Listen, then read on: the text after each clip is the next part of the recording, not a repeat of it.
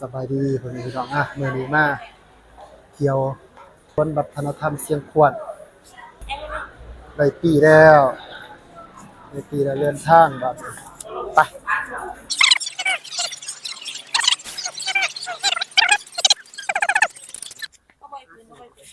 สงสัยมันอันเพ่แล้วเนาะยันมันสุดมันหยังบ่เป็นหยังเขาไปนั่งก็ได้ดูเขาไปนั่งอยากพันเนาะบีบูรังเริ่มเลยบีบี้ย่านหวะบีบี้ย่านบีบี้บ่นั่งก็ได้ดูเอ้าให้ไอ้พ่นก็ไปซ่านั่ง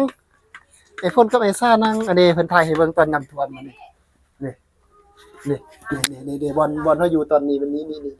อันงบสงสัยจะตอนน้ำท่วมมื้อไรพระมันอันนี้ลง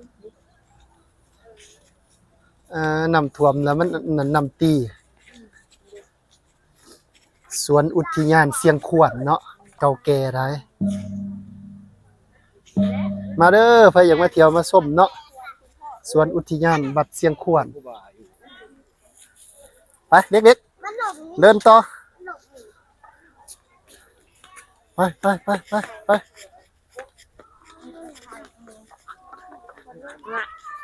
เสียงซี่ห้องน้ำอยู่ทางหลังนะดันคล้องกดจักบาทนึงพี่น้อง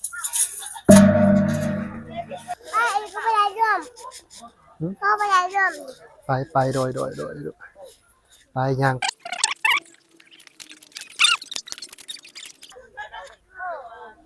อันนี้เพิ่นเอิ้นอีหยังบ่ฮู้ชื่อเนาะไปฮู้ก็คอมเมนต์มาได้เด้อ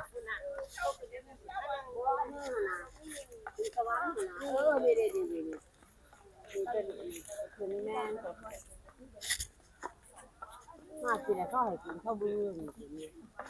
นี่เด้ลงไปนี่ก็ทาไหนเด้นี่เลยนี่ข้าวกินตัวนี้ก็นี่สามหัว More a protector or more a demon? สร้างสามหัวคนที่ตำนานเลยอันผู้ที่เป็นสางคือพญานาคมาเป็นคนพญานาคเป็นหัวจะเป็นหัว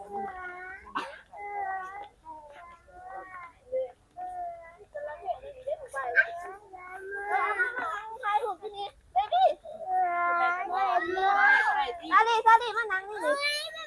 เป็นบ่ได้คืนที่บอก บ่ขึ้นดอกลูกบ่ขึ้นดอกอันนี้เราเป็นคนขี้ยานตัวหิวยันงูสวยสดงดงามเลยเนาะมาเด้อใครอยากมาเที่ยวมาชมเนาะสวนอุทยานบัดเสียงขวัญสามารถเสิร์ชหาอยู่ในอินเทอร์เน็ตก็มีเนาะเด้แม่พ่อไปคืนมันดิสวรรค์นี่พอแล้วคืนนี้เลยพอคืนแม่ขึ้นได้อยู่ขึ้นได้ฮอดนั่นแหละมันต้องเลยพอคืนก็ได้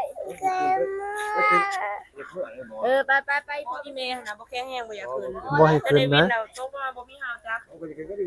โว้ยเด็กน้อยก็บ่ขึ้นดอก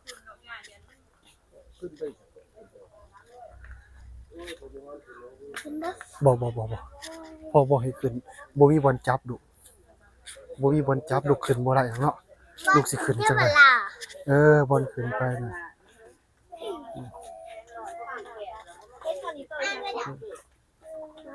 สูงดุบ่ขึ้นนะบ่ขึ้นได้ดุย่างเบิ่งลูกย่างเบิ่งเสือเปียบม่านลาทีหวังห่วงดุที่ห่วงดุเสือเปียบมันดาที่ห่วงดุ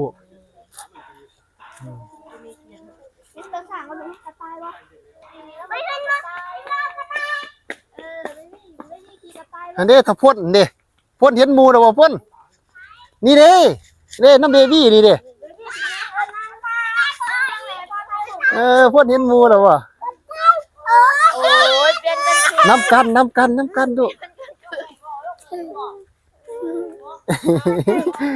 เอาซานี่ขึ้นมาดิซานี่ขึ้นหมูถ้าพ่นนี่ห้ามขึ้นเพิ่นว่าเพิ่นเขียนใส่น่ะเพิ่นเขียนใส่ห้ามขึ้นน่ะขึ้นบ่ได้เด้จนมันหักของเพิ่นno จองพระเด็ดขาดบ่ตัวนี้ได้อีกตัวตายว่าเป็นหยังตัวน้อยขึ้นได้อยู่ไป ไปเริ่มมาเบิ่งเลย โอเค โอ้มันหยังกับเขาเนาะเขาอยู่ เพิ่นเฮ็ดใหม่มีบอนเหยียบบนหยังเด้ ตะกี้เข้ามานี่ยังมีทาง เฮามาตอนนี้ยังบ่ทันมีบนทางยางมาขึ้นดังพอมาขี่ดังพอมา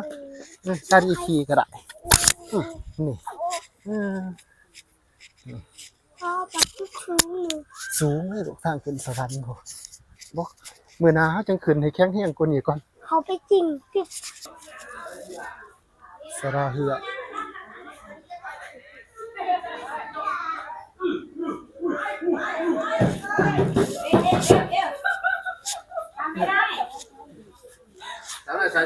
โอเค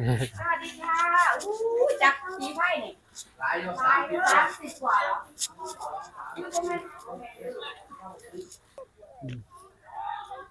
งามหลายตัวนี้มันไม่รู้ว่า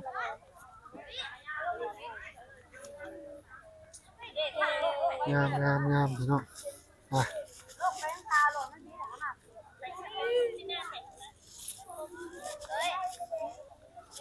โอเคขอเวลาถ่ายรูปหน่อยหนึงเนาะ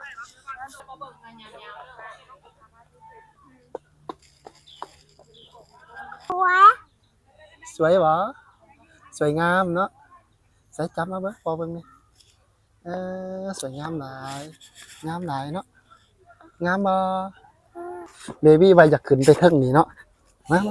ขึ้นทางนี้ดู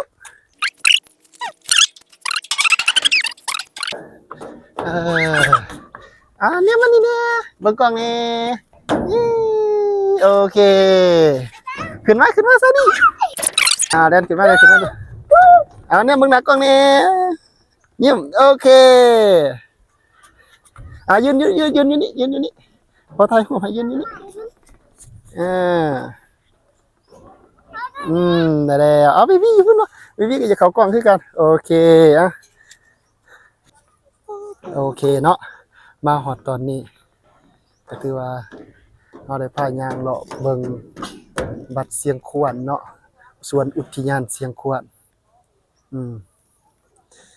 แบตสิเบิดเด้อเนาะพี่น้องเนาะขอจบภาพคลิปนี้ไว้เพียงส่ำนี้ก่อนเด้อพบกันใหม่ในคลิปต่อไปเนาะโอเคบ๊ายบายแน่บ๊ายบายแน่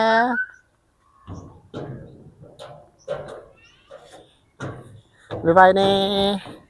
บ๊ายบายในพี่ลูกบ๊ายบายโอเคบ๊ายบาย